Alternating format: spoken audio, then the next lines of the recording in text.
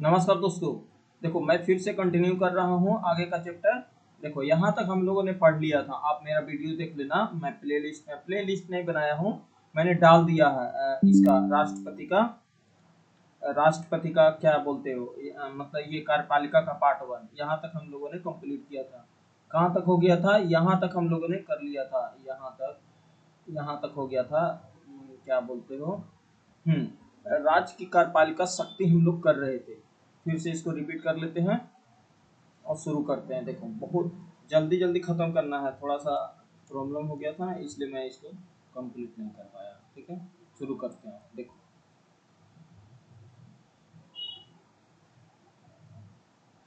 देखो इसमें क्या बोला गया है?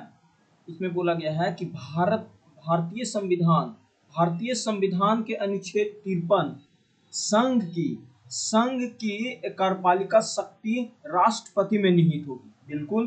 देखो इसमें एक बोला गया है। देखो हम लोगों ने क्या पढ़ा था? हम लोगों ने अनुच्छेद 52 पढ़ा था। अनुच्छेद 52 उसमें बोला गया था, क्या बोला गया था कि भारत का एक राष्ट्रपति होगा। बिल्कुल, राष्ट्रपति होगा, एक ही होगा, दो चार नहीं।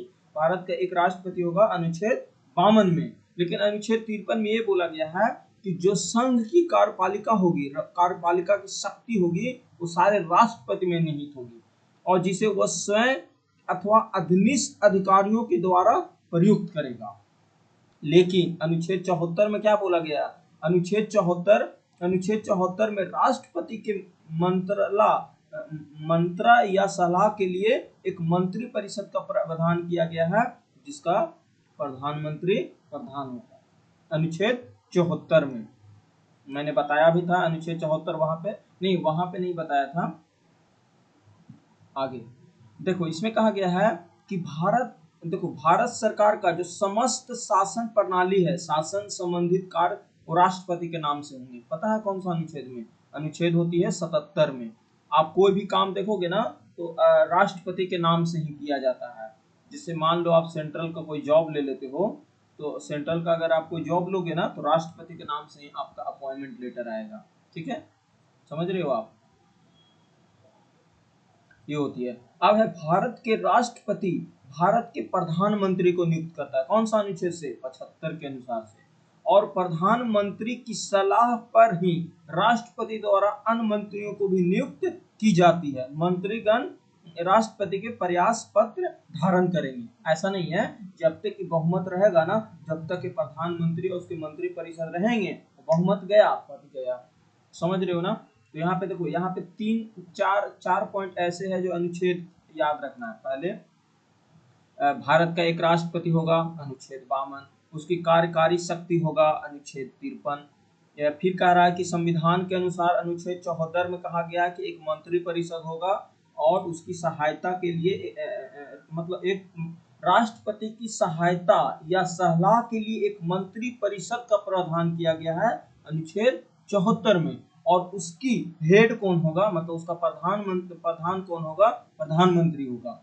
और जो भी भारत सरकार के जितने सारे समस्त कार्य प्रणाली होगी, समस्त संबंधित कार्य होगी, सब राष्ट्रपति के नाम से किए जाएगी। ये अनुच्छेद 77 में बोला गया है।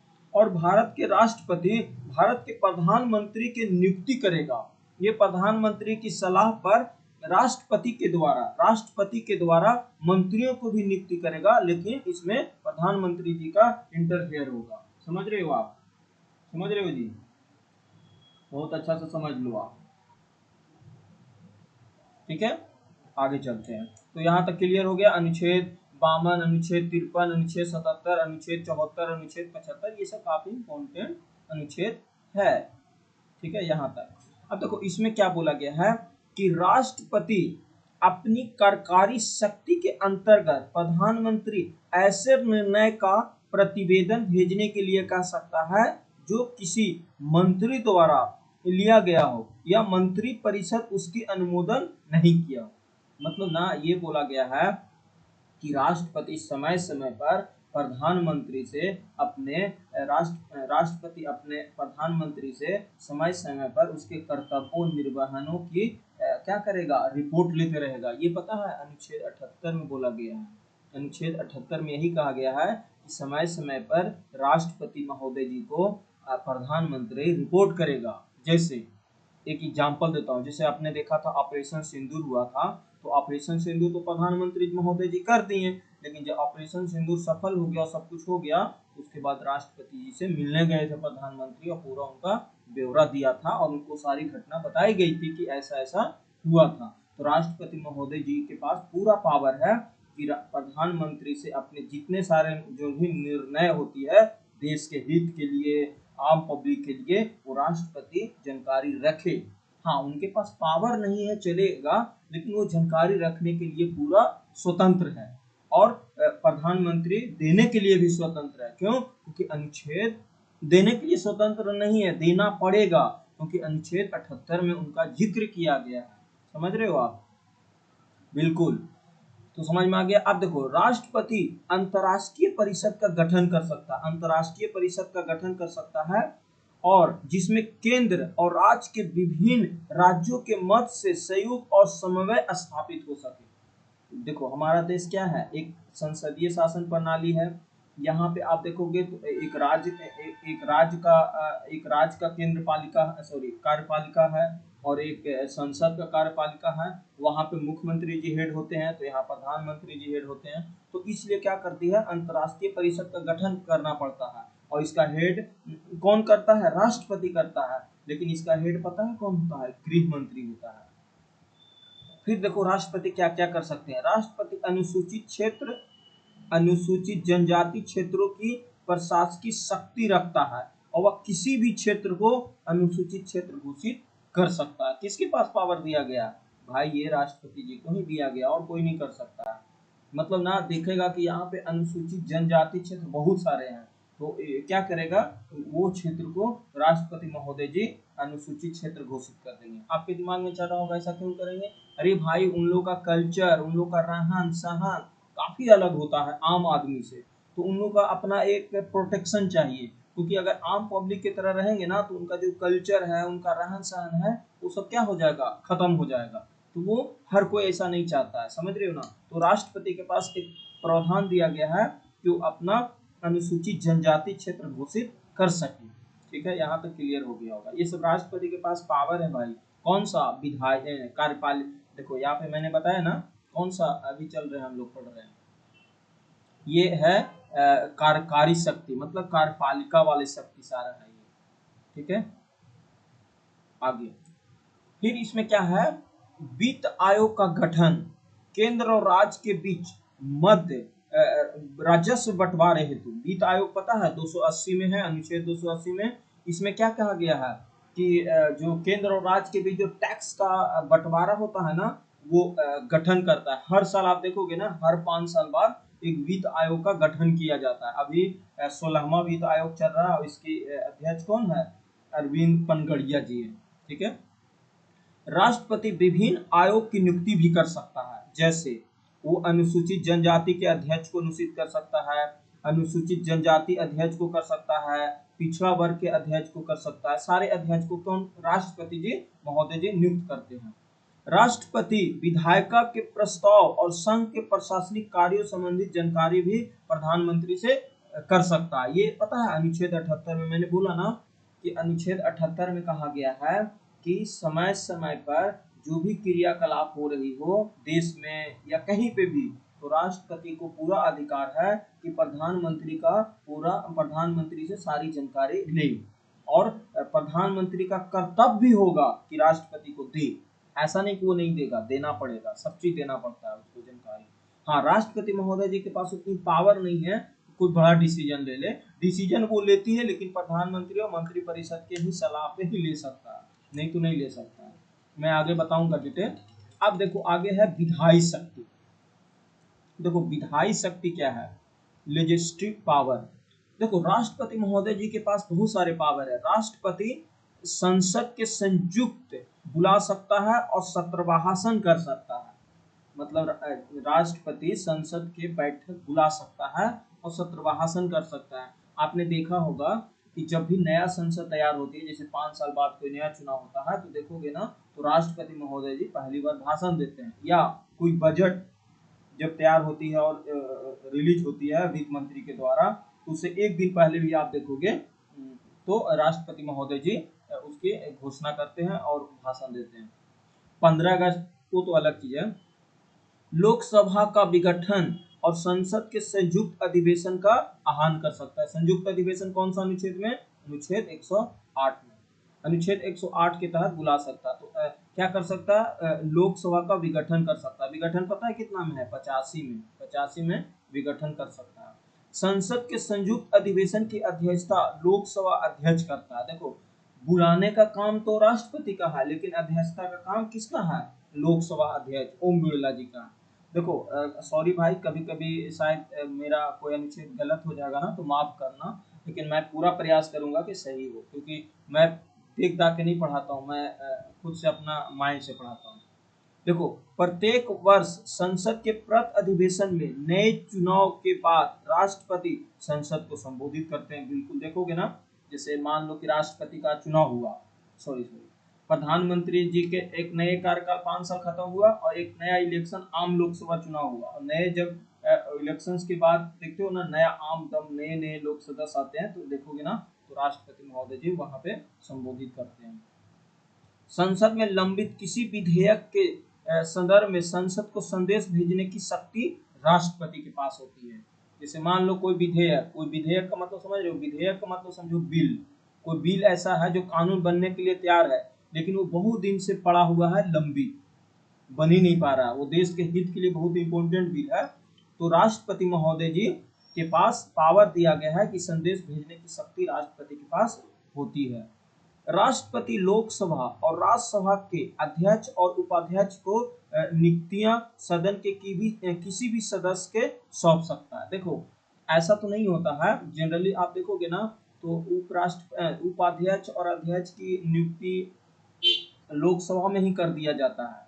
लेकिन बाय चांस दोनों का पद खाली हो जाए, तो फिर कौन करेगा? तो राष्ट्रपति महोदय जी किसी को भी अपना विवेक से बना सकते हैं। समझ में आ गया? ये हमारा था।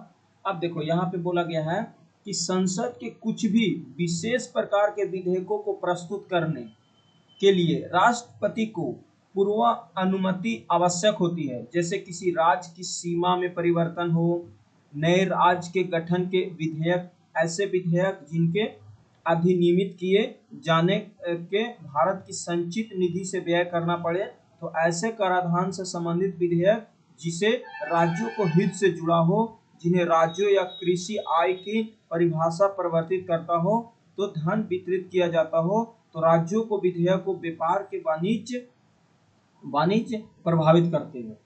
देखो, इसकी मतलब मैं समझाता हूँ क्या बोल रहा है। पूरा लंबा चौड़ा नहीं समझ में आ रहा होगा। मतलब ये बोल रहा है कि संसद के विशेष प्रकार के विधेयक, ये विशेष प्रकार के विधेयक होता है, को प्रस्तुत करने के लिए राष्ट्रपति के पूर्व अनुमति की आवश्यकता होती है। अगर कोई विशेष प्रकार के आप बिल संसद में प्रस्तुत करना चाहते हो, लोकसभा में या राज्यसभा में, तो पहले आपको राष्ट्रपति से पूर्ण अनुमति लेना होगा। जैसे कौन कौन सा बिल है? जैसे मान लो किसी राज्य की सीमा में परिवर्तन करना चाहते हो, जैसे सीमा में परिवर्तन करना चाहते हो, जैसे यूपी को आप 2 टुकड़ा में बांटना चाहते हो, पश्चिमी यूपी और पूर्वी यूपी, तो राष्ट्रपति से अनुमोदन लेना होगा। क्यों? क्योंकि ये राष्ट्र हित के मामला जुड़ा हुआ है। ऐसे आप नहीं कर सकते अपना मनमानी, क्योंकि आप मुख्यमंत्री हो बशर्ते चलेगा, लेकिन बोला गया ना, भारत एक राज्यों का संघ है। अनुच्छेद 1 में बोला गया है भारत एक राज्यों का संघ है, तो आप भारत को टुकड़ा टुकड़ा नहीं कर सकते हो, एक संगठित रहेगा। इसलिए आपको राष्ट्रपति से परमिशन लेना पड़ेगा। दूसरी बात यहाँ बोला गया है कि ये तो पहला हो गया। दूसरा कह रहा है कि या तो नए राज्यों के गठन के विधेयक, ऐसे विधेयक या अधिनियम किए जाने पर जो भारत के संचित निधि से व्यय करना पड़े। मान लो कोई मुख्यमंत्री जी ने ऐसा डिसीजन ले लिया, जो डिसीजन तो ले लिया है, लेकिन उसका खर्चा जो है ना, वो भारत के संचित निधि से खर्चा करना पड़ेगा। वो भारत उसका स्टेट, जो गवर्नमेंट स्टेट होती है ना, वहां से नहीं, तो फिर क्या होगा? राष्ट्रपति जी को से इंटरफेयर करना पड़ेगा। ऐसे कराधान से संबंधित विधेयक जिनमें राज्यों से जुड़ा हो या राज्यों या कृषि आय की परिभाषा में परिवर्तित करता हो या धन को वितरित किया जाता हो, तो राज्यों को जो व्यापार और वाणिज्य की स्वतंत्रता को प्रभावित करता हो, तो ऐसे में आपको क्या करना होगा? राष्ट्रपति महोदय जी से अनुमोदन लेना होगा। यदि कोई विधेयक संसद के द्वारा पारित होकर राष्ट्रपति के पास भेजा जाता है तो उसे स्वीकृति दे सकता है, अपनी स्वीकृति सुरक्षित रख सकता है या विधेयक को पुनः विचार के लिए लौटा सकता है। देखो यहाँ पे राष्ट्रपति जी जो है ना वो 3 कंडीशन कर सकते हैं। कोई भी अगर विधेयक आया, विधेयक का मतलब बिल आया, बिल जैसे देखते हो ना कोई बिल लाया जाता है, बिल आया राष्ट्रपति महोदय जी के पास, तो राष्ट्रपति महोदय जी के पास 3 ऑप्शन होता है। पहला ऑप्शन क्या होता है, उसे स्वीकृति दे दे, साइन कर दे, ये वो बिल क्या हो गया, कानून बन गया। या तो स्वीकृति के लिए सुरक्षित रख लिए, डिसीजन बाद में देंगे समय से, या क्या कर सकता है वो फिर से पुनः विचार के लिए उसको संसद में लौटा सकता है जहां से आया है। लोकसभा से आया तो लोकसभा में, और राज्यसभा से आया है तो राज्यसभा में। लेकिन कंडीशन है, धन विधेयक को राष्ट्रपति संसद के पुनः विचार के लिए लौटा नहीं सकता है। धन विधेयक ऐसा विधेयक है जिसमें राष्ट्रपति के पास कोई अधिकार नहीं है कि वो पुनः विचार के लिए लौटा दे, ये उसको साइन करना ही पड़ेगा। तो स्पेशली धन विधेयक होता है, मनी बिल। समझ रहे हो आप? तो यहाँ तक क्लियर हो गया होगा अच्छे से।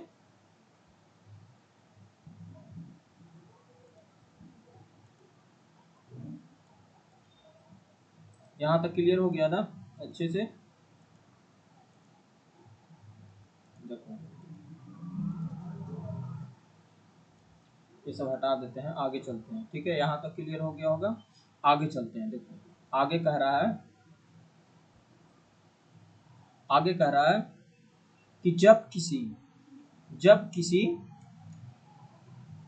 हाँ देखो ये इम्पोर्टेंट है, जब किसी राज्य के द्वारा कोई विधेयक राष्ट्रपति के विचार हेतु भेजा जाता है तो ऐसी स्थिति में राष्ट्रपति विधेयक पर अपनी स्वीकृति दे सकता है, स्वीकृति सुरक्षित रख सकता है, अथवा राज्यपाल को निर्देशक विधेयक वापस विधायक के पास पुनः विचार के लिए लौटा सकता है। देखो ये विवाद पता है हाल ही फिलहाल हुआ था तमिलनाडु में, ऐसा ही हुआ था। मतलब देखो कभी कभी क्या होती है ना, राष्ट्रपति के पास जो भी बिल आता है तो ऐसा नहीं कि संसद से ही आता है, कभी कभी विधानसभा या विधानमंडल से भी आ जाता है। कौन भेजते हैं? राज्यपाल महोदय जी भेजते हैं। मान लो जैसे कोई बिल विधानमंडल से राज्यपाल के पास गया, अब राज्यपाल महोदय जी को समझ ही में नहीं रहा है कि मैं इस बिल को क्या करूं, तो उनके पास एक ऑप्शन होता है। राज्यपाल के पास भी 3 ऑप्शन होते हैं। एक होती है स्वीकृति दे सकता है, एक होती है कि फिर से उसको पुनः विचार के लिए लौटा सकता है, और एक होती है राष्ट्रपति महोदय जी के पास भेज सकता है। देखो एक चीज समझना कि राज्यपाल के पास ऐसा कोई पावर नहीं दिया गया है कि वो बाद में डिसीजन लेंगे, नहीं, डिसीजन वो लेगा। वो ऐसा नहीं कि जेब में रख लेगा, उसको पास वीटो पावर का कोई अधिकार नहीं है, सिर्फ अधिकार राष्ट्रपति जी को दिया गया है। तो देखो यहाँ पे क्या है ना, क्या कर सकता है, स्वीकृति दे सकता है, या तो वो पुनः विचार के लिए फिर से भेज सकता है, या राष्ट्रपति के पास भेज देता है। अब बाई चांस राष्ट्रपति के पास आ चुका है तो राष्ट्रपति के पास भी 3 पावर आ जाते हैं, मतलब 3 ऑप्शन आ जाते हैं।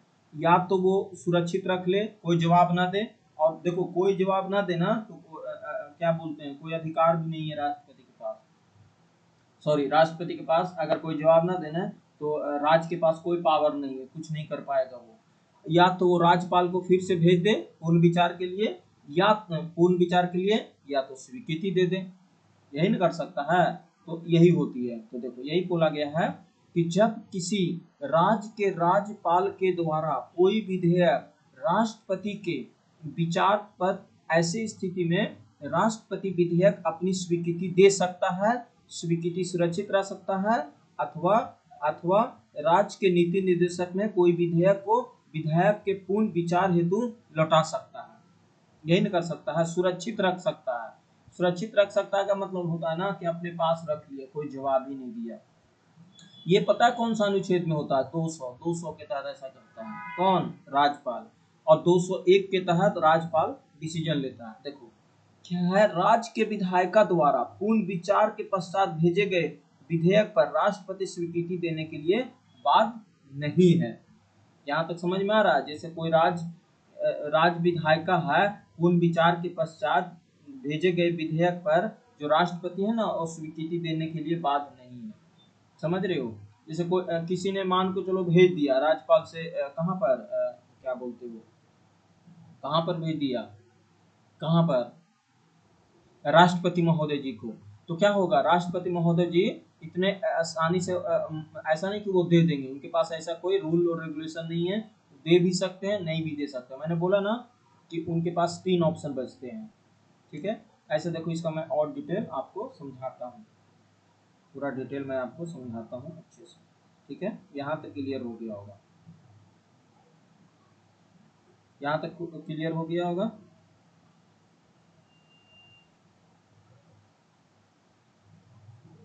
आगे चलते हैं, देखो यहाँ तक क्लियर हो गया होगा ना। ये बहुत अच्छा क्वेश्चन है, मतलब देखो ये इसलिए चर्चा में है ना कि आपने देखा होगा, ध्यान दो, जब आई थी ना तमिलनाडु का ये केस था, तमिलनाडु का, तो ये केस में, तमिलनाडु के केस में आप देखोगे तो ऐसी केस में ये फंसाया गया था। तमिलनाडु ने ये क्या बोलते हैं, तमिलनाडु क्या किया ना चला गया सुप्रीम कोर्ट, अब बोला ऐसा ऐसा मसला है, से इसको सोल्व कीजिए। तो फिर जानते हो ना, सुप्रीम कोर्ट ने बोला कि ऐसा आप नहीं कर सकते हो, लेकिन राष्ट्रपति महोदय जी ने भी एक्शन ले लिया। किससे किससे, सुप्रीम कोर्ट से। बोला आप कौन होते हैं, आप 14 सवाल बताइए और पूरा डिफाइन कीजिए कि ऐसा क्यों होता है, मतलब ऐसा क्या है जो मतलब 1 महीना और 3 महीना के बीच का मसला है। तो देखो मैं आपको डिटेल समझाता हूँ पूरा अच्छा से, ताकि आपका कंसेप्ट क्लियर हो जाए, क्योंकि यहाँ से क्वेश्चन 100% पूछा जाएगा। देखो सबसे पहले कंडीशन है, जब किसी राज्य का राज्यपाल कोई विधेयक राष्ट्रपति को विचार बस भेजता है तो, देखो यहाँ समझा देते हैं। जैसे मान लो यहाँ से कहाँ से, विधानमंडल से राज्यपाल के पास आया, राज्यपाल के पास, मैं शॉर्ट में लिखता हूँ राज्यपाल। और राज्यपाल के पास आया तो राज्यपाल के पास क्या ऑप्शन हो सकता है, राज्यपाल के पास 3 ऑप्शन हो सकता है। एक तो उसको स्वीकृति दे दे, एक तो पूर्ण विचार के लिए फिर से भेज दे, या तो राष्ट्रपति के पास भेज दे। अगर मुझको उसको ज्यादा समझ में कुछ नहीं आ रहा हो, देख रहा है कि ये बिल काफी खतरनाक है, देश के हित के लिए है, या कुछ उनको लगेगा कि ऐसा है, क्योंकि वो संविधान के जानकार तो होते हैं ना, राज्यपाल बनना तो ऐसा तो नहीं है, उनको कुछ तो पता ही होता है, वो राष्ट्रपति को पास भेज दिया, राष्ट्रपति महोदय जी को पास भेज दिया। ये राज्यपाल है और ये राष्ट्रपति है। अब राष्ट्रपति के पास भेज दिया तो राष्ट्रपति के पास भी 3 ऑप्शन होते हैं, 3 ऑप्शन, समझ रहे हो ना। या तो राष्ट्रपति उस विधेयक को मंजूरी दे सकता है, या तो उस विधेयक, अगर वो मंजूरी दे दिया तो ऐसे विधेयक तुरंत कानून बन जाएगा, अगर मंजूरी दे दिया तो कानून बन जाएगा, या उसको रोक लेगा, बोलेगा मैं कुछ नहीं जानता हूँ, मेरे पास ही रहेगा। और या तो फिर से राज्यपाल को भेज सकता है, राज्यपाल को फिर से भेज सकता है, वापस भेज देना। राष्ट्रपति का निर्देश देता है कि विधेयक को दोबारा विचार के लिए राज्य विधानमंडल में भेजा जाए, यानी राज्यपाल के माध्यम से राष्ट्रपति कह सकता है कि आप इस पे फिर से विचार कीजिए। लेकिन नोट रहे, यदि कोई विधेयक राज्यपाल विधानमंडल के द्वारा पुनः पारित कर दिया जाता है या दोबारा पास किया जाता है, उस स्थिति में राष्ट्रपति बाध्य नहीं है उसे स्वीकृति देने के लिए, यानी राष्ट्रपति चाहे तो उसे अस्वीकार भी कर सकता है, इतना पावर है राष्ट्रपति के पास, समझ रहे हो। अतिरिक्त जन देखो ये यही है ना, तो समझ में आ गया। ये पता है अनुच्छेद 200, अनुच्छेद 200 और अनुच्छेद 201 में ये सब लिखा गया अनुच्छेद में, समझ रहे हो आप, क्लियर होना चाहिए।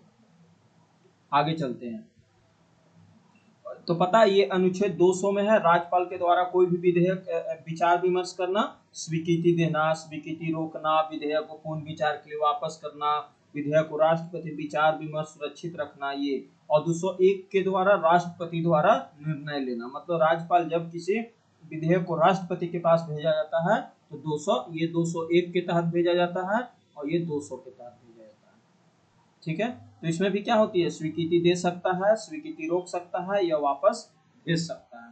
अगर राज्य के विधानमंडल उस विधेयक को द्वारा पारित कर देती है तो राष्ट्रपति बाध्य नहीं है उसे स्वीकृति दे ही दे, समझ रहे हो। इसी मामले में क्या हुआ था ना, इसी मामले में जो राज्यपाल महोदय जी से वो बिल को बहुत दिन तक रोक के रख दिए। अब रोक के रख दिए तो बहुत अच्छा बिल था, तो तमिलनाडु सरकार ने क्या किया, चला गया सुप्रीम कोर्ट। आप सुप्रीम कोर्ट में गया तो सुप्रीम कोर्ट बोल दिया कि आप ऐसा नहीं कर सकते हैं। आप राज्यपाल को बोला कि आप 1 महीना, और राष्ट्रपति महोदय जी को बोला कि आप 3 महीना से ज्यादा किसी भी बिल को नहीं रोक सकते हैं, ये बोला। समझ रहे हो? समझ रहे हो ना? ठीक है, अब आगे देखो, यहाँ पे ये बोल दिया गया है। अगला है,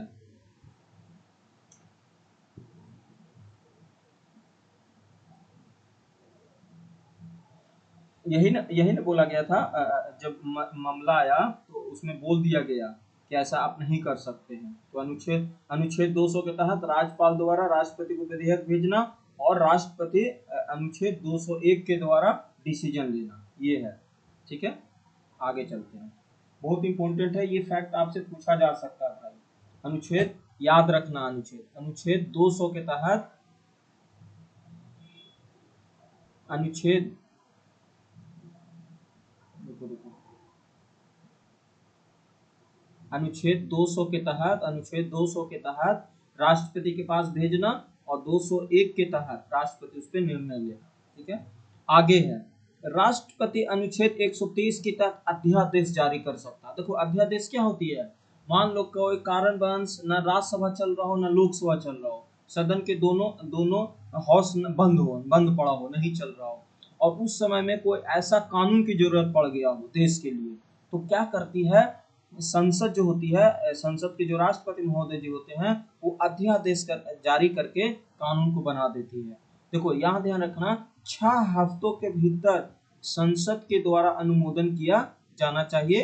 राष्ट्रपति अपने अध्यादेश को किसी भी समय वापस ले सकती है। ठीक है, देखो अगर उन्होंने अध्यादेश जारी कर दिया तो 6 हफ्ते के अंदर संसद के द्वारा अनुमोदन किया जाना चाहिए, राय मशवरा उस पर लेना चाहिए, और राष्ट्रपति अपना अध्यादेश को किसी भी समय वापस ले सकती है। ठीक है, फिर देखो राष्ट्रपति के अन्य विधायी कार्य क्या है, नियंत्रक और महालेख परीक्षक, लोक सेवा आयोग, वित्त आयोग और अन्य रिपोर्ट संसद के समक्ष रखना। राष्ट्रपति जी के पास पावर होती है कि जो नियंत्रक महालेख परीक्षा है, कैग है, उसकी रिपोर्ट, संघ लोक सेवा आयोग की रिपोर्ट, वित्त आयोग की रिपोर्ट, सब संसद के समक्ष रखना पड़ेगा। फिर ये भी देखो, अंडमान निकोबार द्वीप समूह, लक्षद्वीप, दादरा नगर हवेली, दमन और दीव सुशासन के विकास के लिए विनिमय करना। लेकिन कंडीशन है कि राष्ट्रपति तब कर सकता है जब पुडुचेरी के लिए नियम बना सकता है, शर्तें कि वहां पे ऐसा तभी कर सकता है जब वहां के विधानसभा विघटित या निलंबित हो गया, तभी ऐसा कर सकता है। ठीक है, यहाँ तक क्लियर हो गया होगा। तो विधायी कार्य भी समझ लिए हम लोगों ने, और कार्यपालिका शक्ति भी हम लोगों ने राष्ट्रपति समझ लिया। अब आती है विधायी शक्ति क्या है राष्ट्रपति महोदय की। देखो विधायी शक्ति क्या है, वित्तीय शक्ति के संदर्भ में राष्ट्रपति को नियमित प्राप्त है। धन विधेयक को राष्ट्रपति को पूर्व अनुमति से ही संसद में पेश किया जा सकता है। धन विधेयक को राष्ट्रपति को पूर्ण अनुमति से ही संसद में पेश किया जाता है। भारत की जो राष्ट्रपति होती है वो आकस्मिक निधि का प्रयोग किसी अप्रत्याशित स्थिति के लिए कर सकता है।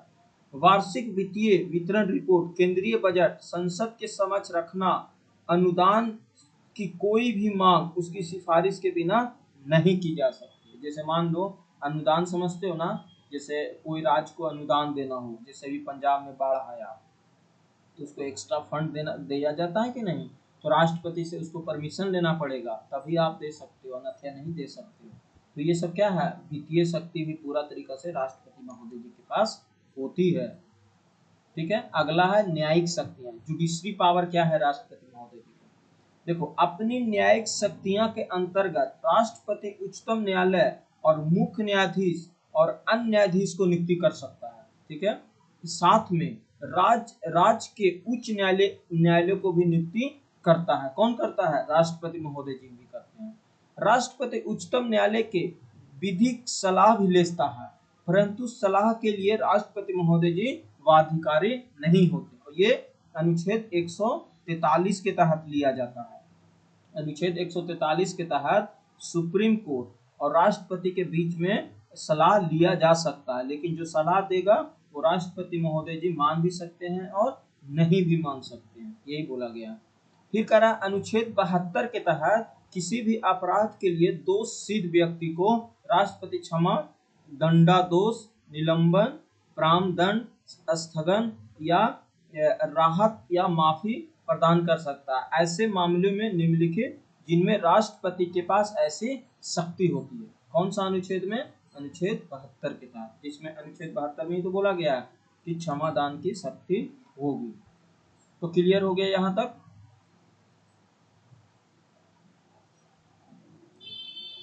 आगे चलते हैं।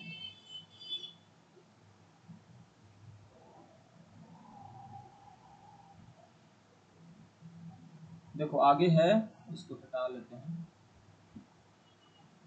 देखो आगे बोला गया है कि यदि कोई दंड अथवा दंड का आदेश किसी ऐसे कानून का उल्लंघन के लिए किया गया हो तो संघ की कार्यपालिका शक्ति के अंतर्गत आता है।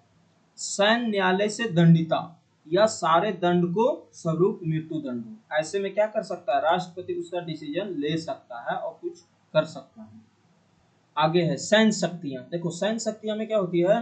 राष्ट्रपति भारत के सेना का सर्वोच्च सेनापति होता है। जैसे जल, थल और वायु सेना के प्रमुख की नियुक्ति कौन करते हैं? राष्ट्रपति महोदय जी करते हैं।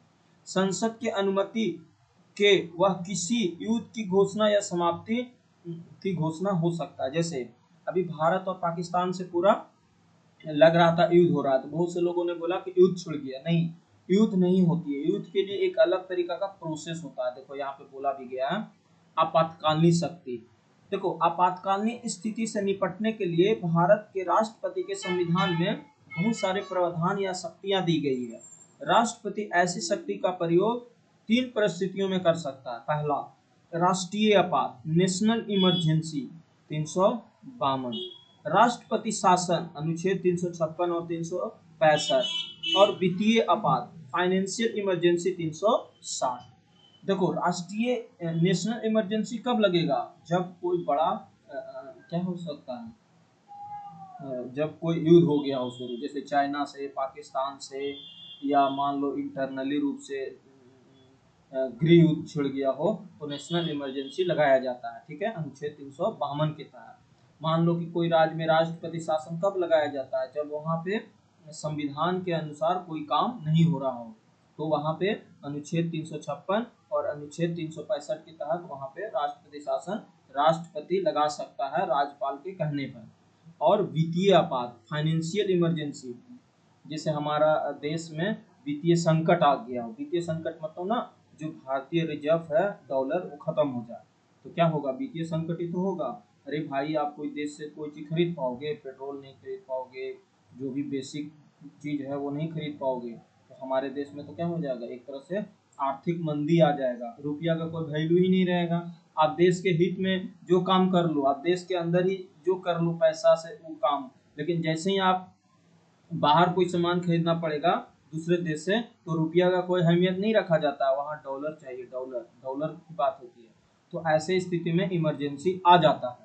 याद करो 1991 का जब हमारा देश में ऐसा स्थिति आ गया था, तो बहुत आसानी से वहाँ पे एलपीजी के तहत एलपीजी लिबराइजेशन, प्राइवेटाइजेशन, ग्लोबलाइजेशन करके उस संकट को उभारा गया था। उस समय प्रधानमंत्री कौन थे? नरसिम्हा राव थे। और राष्ट्रपति के बारे में नहीं पता, लेकिन वित्त मंत्री मनमोहन सिंह थे। हमारे वित्त मंत्री मनमोहन सिंह थे। ठीक है, अब देखो यहाँ पे देखो क्या है ना कि जब हमारे देश में कोई वित्तीय संकट आ जाए, वित्तीय संकट नहीं इमरजेंसी आ जाए, तो राष्ट्रपति के पास क्या अधिकार है? मूल अधिकार के संबंध में। देखो मूल संविधान के अनुच्छेद 352 में 3 आधारों पर प्रयोग किया जाना था। एक, युद्ध हो जाए या कोई आक्रमण कर दे, मतलब युद्ध हो जाए ना, जैसे भारत और पाकिस्तान से युद्ध हो गया, या चाइना भारत पे आक्रमण कर दिया, या आंतरिक अशांति के आधार पे हम इमरजेंसी लगा सकते हैं।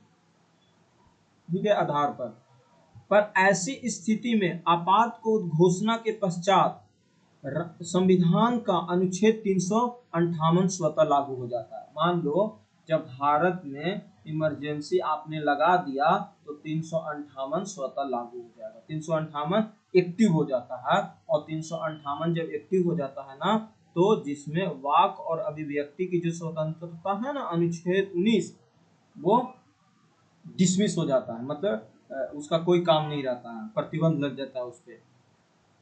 ऐसे में राष्ट्रपति के पास विकल्प होता है कि राष्ट्रपति चाहे तो एक और आदेश जारी करके अन्य उन अधिकारों को उसकी अवधि तय कर सकता है, परंतु कालांतर में आंतरिक अशांति जैसे प्रावधानों के अधिक उपयोग के विवाद की स्थिति में पैदा करती। ऐसे में मोरारजी देसाई जो थे, तत्काल वो 44वें संविधान संशोधन करके क्या किए, राष्ट्रीय आपात में जो आंतरिक अशांति था ना, उनके स्थान पर सशस्त्र विद्रोह कर दिया गया। सशस्त्र विद्रोह कौन सा ये संशोधन हुआ था? 44वां संशोधन। और उसके अनुसार देखो, उसके अनुसार